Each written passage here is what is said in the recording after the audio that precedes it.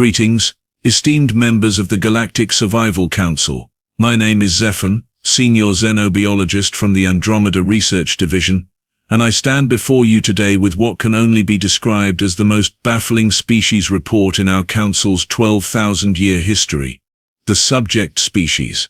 Humans, yes, those bipedal creatures from the third rock orbiting that unremarkable yellow star they call Sol. I know, another primitive mammalian species, right? How exciting. You're probably thinking, oh wonderful, Zephon's going to bore us with another tedious survival analysis. Well, buckle your gravitational stabilizers, because this particular species has managed to completely rewrite our understanding of basic survival protocols.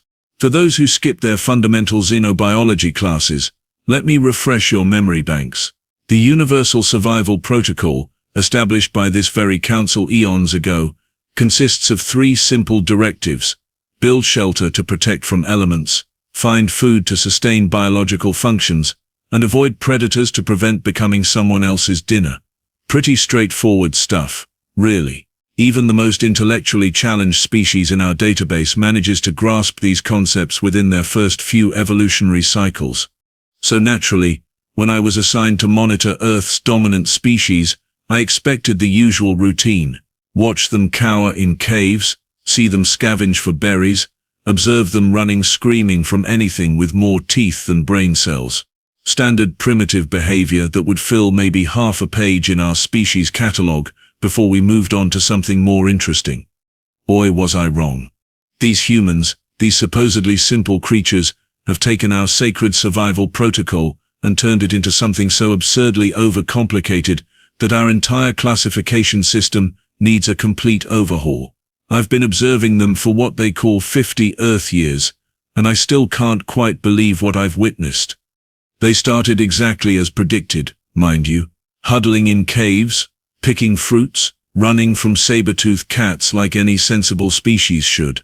But then something happened.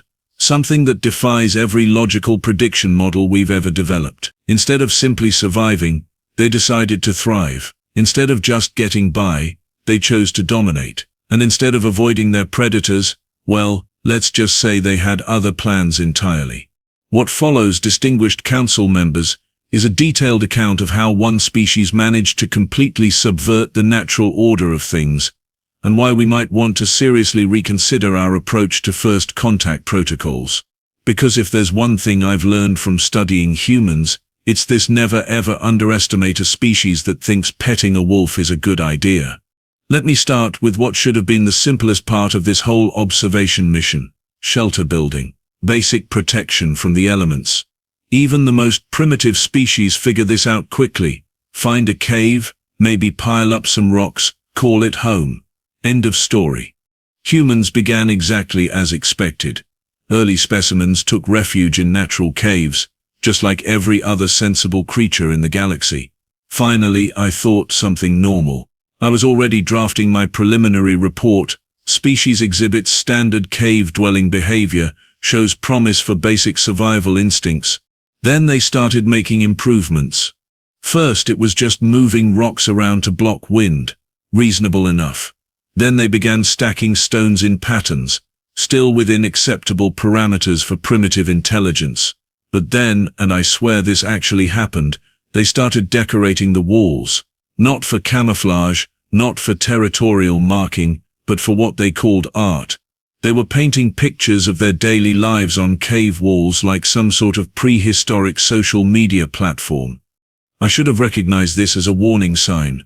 Next thing I knew, they were constructing huts out of mud and straw. Perfectly adequate shelter, I'll admit, though unnecessarily elaborate. But did they stop there? Oh no, that would be far too sensible for humans.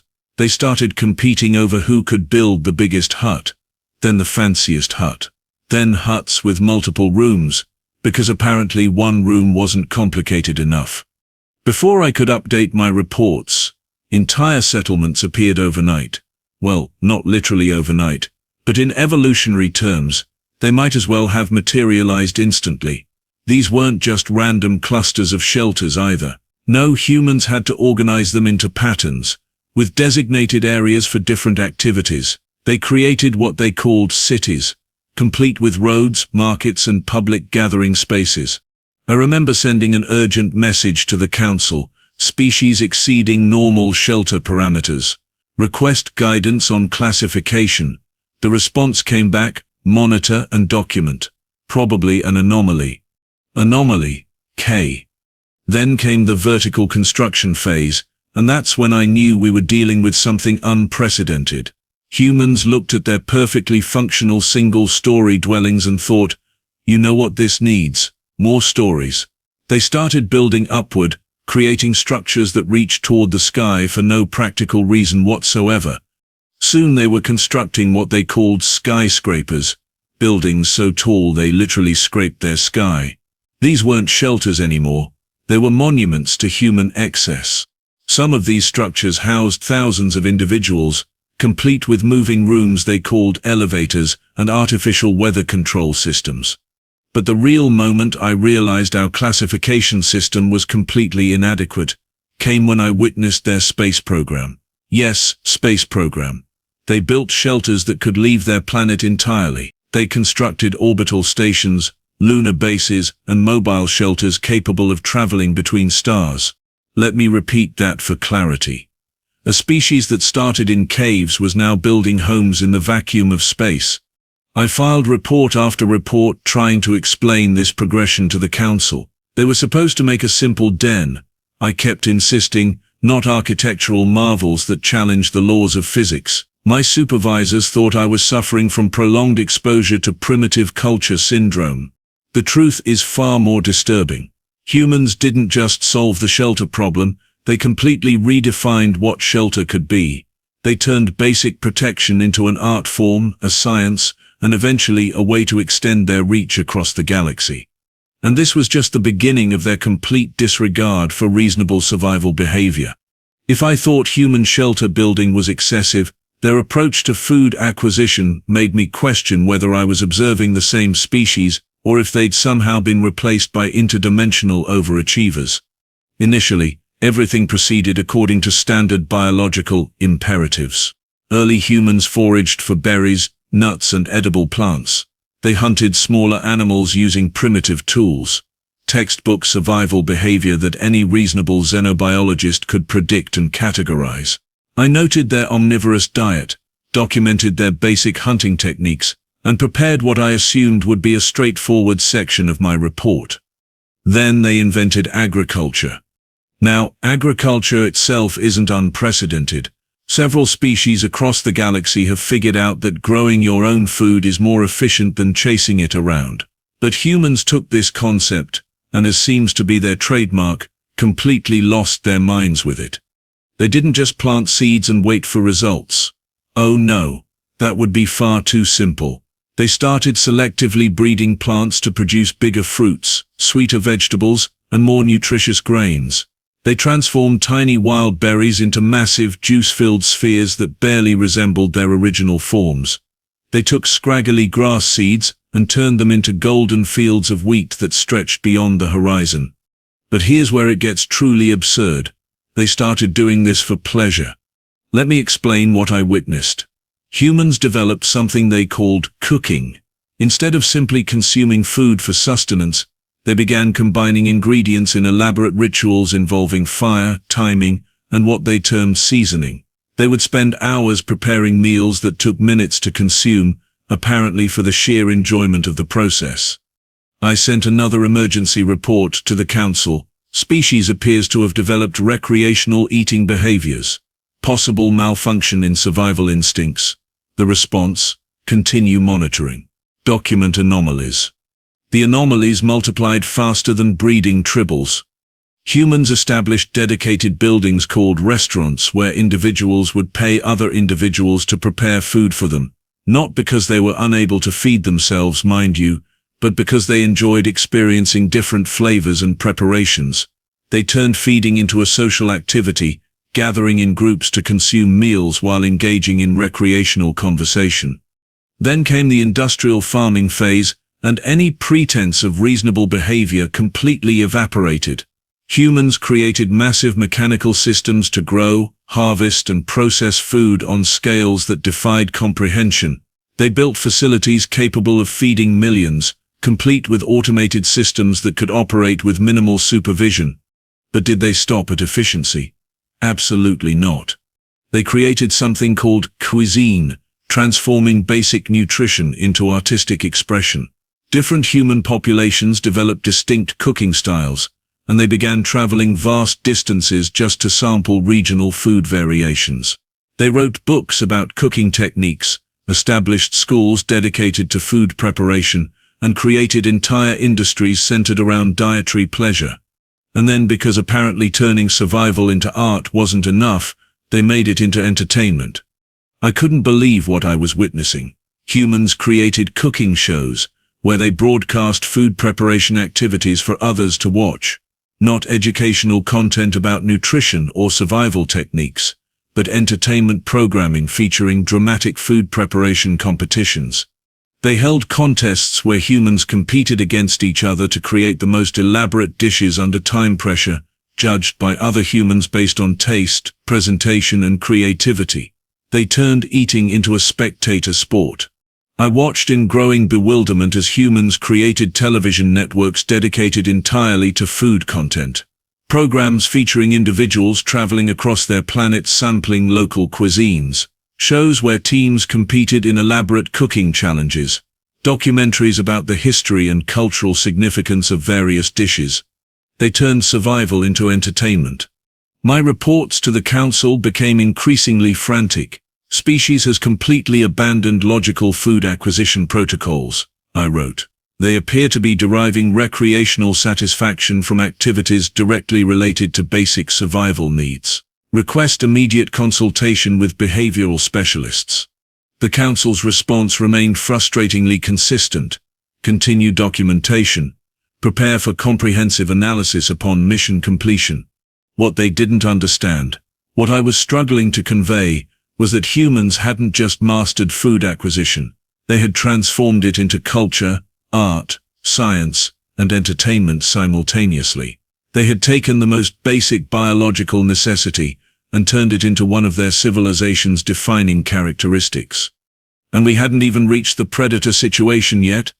Now we arrive at the section of my report that caused 3 different council members to request psychological evaluations, 2 senior xenobiologists to demand recalibration of my observation equipment, and 1 particularly skeptical colleague to suggest I'd been inhaling too many Earth atmospheric gases.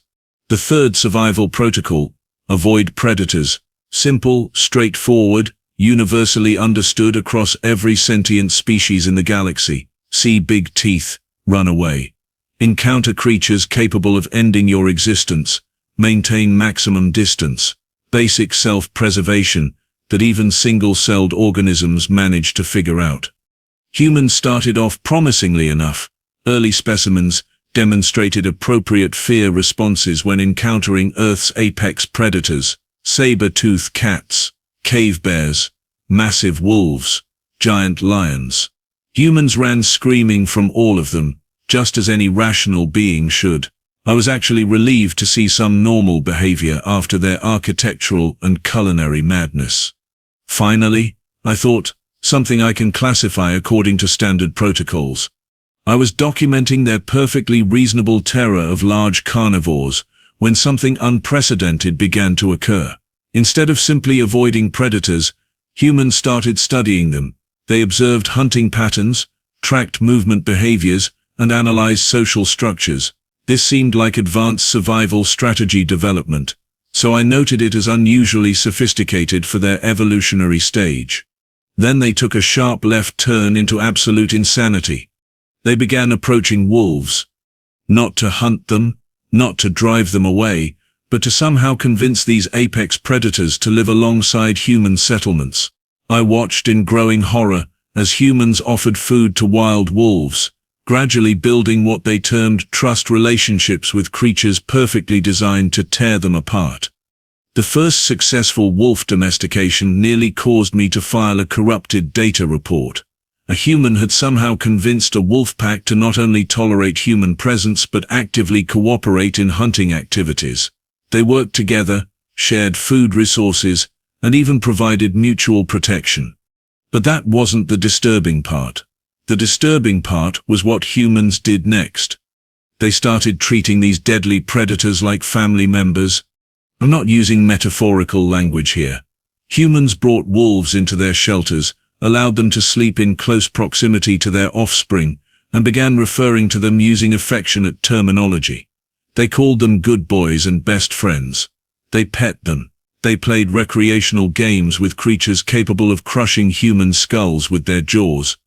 My emergency report to the council read, "Species appears to have developed suicidal tendencies regarding predator interaction. Recommend immediate intervention before they eliminate themselves through poor decision-making." The council's response: document and analyze. Avoid interference with natural evolutionary processes. Natural evolutionary processes. Right. Humans didn't stop with wolves. They systematically approached every dangerous creature on their planet with the same inexplicable confidence. Bears, massive omnivores capable of demolishing trees, became subjects of human fascination rather than sources of terror. Instead of avoiding bear territories, humans created designated areas called national parks, where they could observe bears in their natural habitats. But observation wasn't enough. They built specialized facilities called zoos, where they kept predators in controlled environments for recreational viewing. Families with small children would spend entire days watching creatures that could end their existence without effort, treating the experience as entertainment.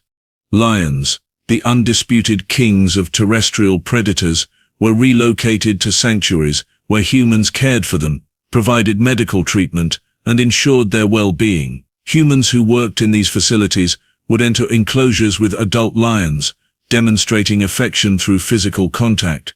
I watched a human female scratch behind the ears of a 500-pound lion while making cooing sounds typically reserved for infant care. The lion responded by purring and rolling onto its back for belly rubs. Belly rubs. From a lion, an apex predator was receiving voluntary belly rubs from its supposed prey. My subsequent reports became increasingly desperate. "Species has completely abandoned self-preservation instincts," I wrote. "They appear to be actively seeking relationships with creatures designed to consume them. This behavior contradicts every known survival model in our database." The most incomprehensible development came when humans began keeping smaller predators as pets inside their living spaces. Creatures descended from wild cats, natural hunters with razor-sharp claws and teeth, were invited to share human beds, eat from designated feeding stations, and receive daily affection sessions. These house cats maintained all their predatory instincts while simultaneously being pampered like royalty. Humans would dangle toys to simulate hunting behaviors, provide climbing structures for exercise, and even construct furniture specifically designed for feline comfort.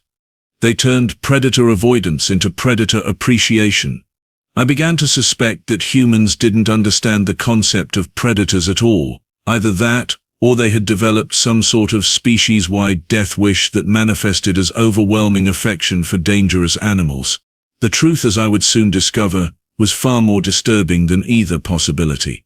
It took me nearly 3 decades of observation to understand what I was actually witnessing. The revelation hit me like a photon torpedo to the cognitive centers when I realized that humans hadn't failed at predator avoidance at all.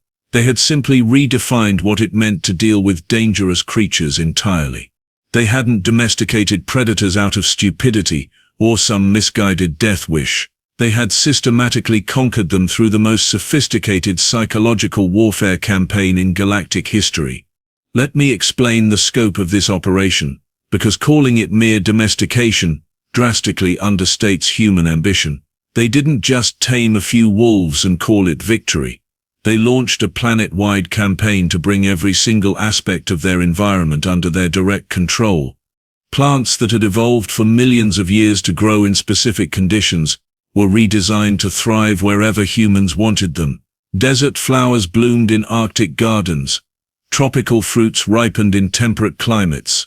Humans created indoor environments where they could grow any plant from any ecosystem simultaneously, completely bypassing natural limitations. But vegetation was just the beginning. They domesticated weather patterns. Yes, you read that correctly. Humans developed technology to modify atmospheric conditions on demand. They created artificial rain, controlled temperature in massive enclosed spaces, and even generated snow in desert regions for recreational purposes. When I reported this to the council, they assumed I was experiencing hallucinations from prolonged isolation. Species cannot domesticate weather, came the official response. Clarify observations. I clarified by sending video documentation of humans skiing down manufactured snow slopes in locations where snow had never naturally occurred. The council requested my immediate psychological evaluation. The predator situation became even more revealing once I understood their true strategy. Humans hadn't simply befriended dangerous animals. They had turned them into willing participants in human entertainment industries. They created massive facilities called theme parks, where they simulated dangerous experiences in completely controlled environments. Humans would pay substantial resources to experience artificial versions of the terror their ancestors felt when encountering predators. They built mechanical devices that simulated being chased by large carnivores, complete with realistic sound effects and visual presentations. But the real genius became apparent when I observed their media production systems.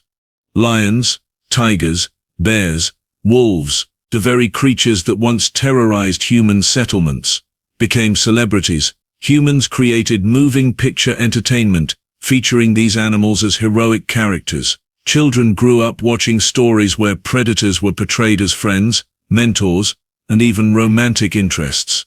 I watched human offspring sing songs about lions ruling kingdoms, bears solving mysteries, and wolves teaching valuable life lessons.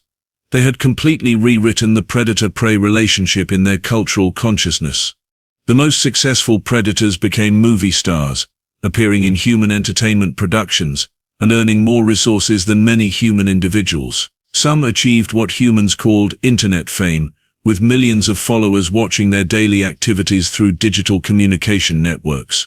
A grizzly bear named Bruno had more social media followers than several small human nations had citizens. Tigers appeared in advertising campaigns selling human products. Dolphins performed choreographed routines while humans applauded their voluntary participation. Then came the revelation that shattered my understanding of the entire situation. Humans weren't just domesticating individual animals, they were systematically redesigning entire species to serve human purposes. Dogs descended from wolves, but human selective breeding had created hundreds of specialized varieties optimized for specific tasks. Some breeds were designed for hunting, others for protection, others purely for companionship. They had taken apex predators and turned them into willing servants who competed for human approval. Horses, once wild creatures that humans hunted for food, became transportation systems. Humans climbed onto their backs and directed their movement across vast distances. These powerful animals, capable of easily crushing human bones, voluntarily carried humans wherever they wanted to go. Cattle, descended from massive wild aurochs that could gore humans with their horns, became docile food production systems. Humans managed their breeding, controlled their diets, and determined their living conditions. The cattle appeared content with this arrangement. The scope of human domestication extended beyond individual species to entire ecosystems. They created nature preserves, where they maintained artificial wilderness areas for recreational purposes. Wild animals lived in these spaces under human protection and management, following human-established rules about where they could roam and what they could hunt. Humans had become the apex predators of their own apex predators. I finally understood what I had been observing all these years. This wasn't random kindness or inexplicable affection for dangerous creatures. This was the most comprehensive dominant strategy ever implemented by any species in galactic history.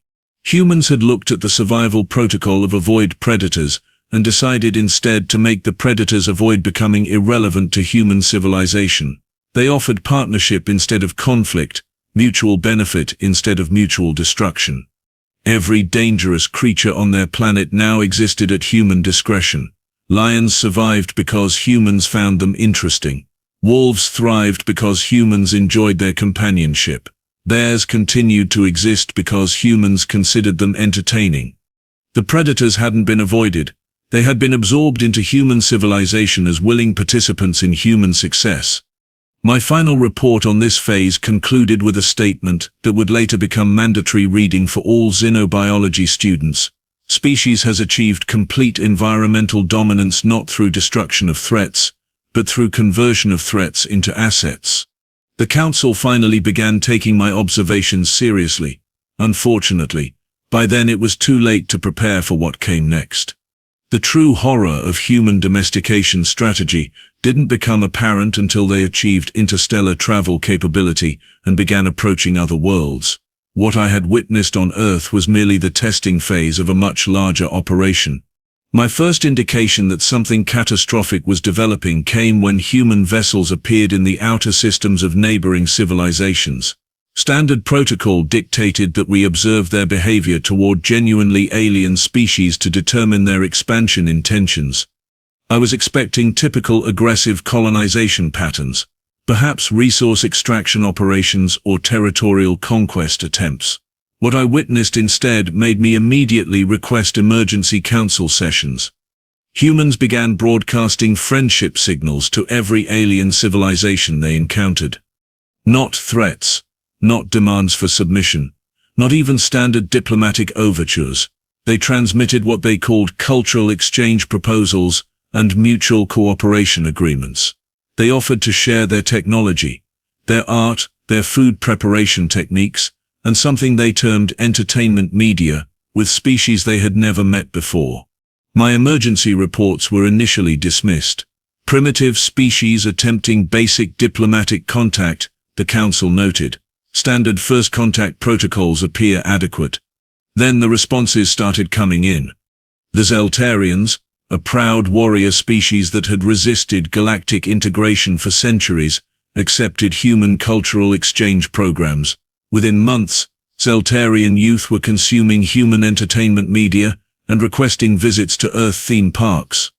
The Crystalline Collective, known for their logical approach to all interactions, began incorporating human music into their meditation cycles. They reported that human audio frequencies produced unexpectedly pleasant resonance patterns in their mineral structures.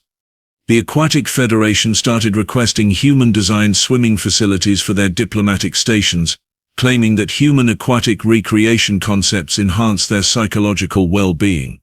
One by one, species that had maintained careful distance from galactic affairs were voluntarily entering into partnership agreements with humans, not through conquest or coercion, but through what humans called making friends. I watched in growing alarm as the same pattern I had observed on Earth began repeating across multiple star systems. Humans would approach alien species with offerings of mutual benefit, gradually building what they termed trust relationships, and eventually integrating these civilizations into human-influenced cultural networks. The Draconian Empire, known for their aggressive expansion policies, agreed to non-aggression pacts with humans after experiencing something humans called barbecue festivals. Apparently, human food preparation techniques were so appealing that the Draconians considered military conflict counterproductive to continued cultural exchange. My final realization came when I received reports that humans were establishing interspecies friendship programs across multiple sectors simultaneously. They weren't just randomly contacting alien civilizations, they were implementing a coordinated campaign to domesticate the entire galaxy. The same species that had turned wolves into good boys and lions into movie stars was now applying identical strategies to spacefaring civilizations. I filed my concluding report with growing urgency. We may have severely underestimated this species. Humans have not simply survived their planetary environment. They have developed a systematic approach to converting potential threats into willing allies through psychological manipulation disguised as friendship. Their domestication strategy appears designed for galactic-scale implementation. They are not seeking to avoid other species or conquer them through force. They are attempting to domesticate us. The Council's response arrived 3 cycles later. Report noted. Prepare for human diplomatic contact. They have requested a formal meeting to discuss friendship opportunities and cultural exchange possibilities with our civilization. By the time I received this message, it was already too late. Half the council had agreed to attend human welcome parties and sample their Earth cuisine. Several members had already expressed interest in visiting human entertainment facilities and experiencing their hospitality. I realized with dawning terror that I was witnessing the same progression I had documented on Earth. Humans had made contact, offered friendship, and begun the gradual process of integration. The predators hadn't been avoided. They had been recruited. And now, it was our turn.